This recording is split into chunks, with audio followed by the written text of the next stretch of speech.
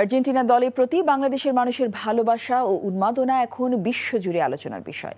সেই ভালোবাসাটা নিয়ে এনটিভি কার্যালয় পরিদর্শনে এলেন ঢাকায় নিযুক্ত আর্জেন্টিনার রাষ্ট্রদূত।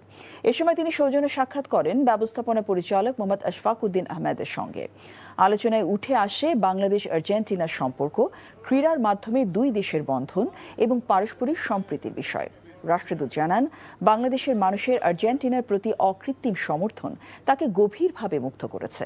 এছাড়াও এনটিভির সকল সংবাদকর্মীর সঙ্গে শুভেচ্ছা বিনিময় করেছেন তিনি। এনটিভি কার্যালয় পরিদর্শনের মাধ্যমে সম্প্রীতি, বন্ধুত্ব এবং পারস্পরিক সম্মানের বার্তা ছড়িয়ে দিতে চান বলেও জানান আর্জেন্টিনার রাষ্ট্রদূত।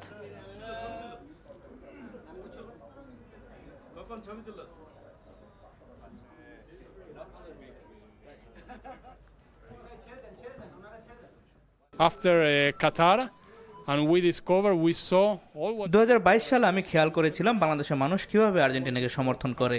এবার সেটাই নিজের চোখে দেখতে আমরা বাংলাদেশে এসেছি। এখানে এসে যে সাড়া পেয়েছি তা অবিশ্বাস্য। Cup is here, is Bangladesh.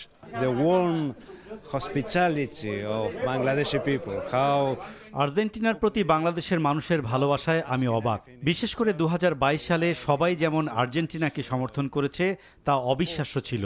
এত দূরের দুই দেশ এভাবে এক বিন্দুতে মিলে যাবে এটা আমি আশা করিনি। বাংলাদেশের মানুষের এই ভালোবাসা আমরা বিশ্বব্যাপী ছড়িয়ে দিতে চাই।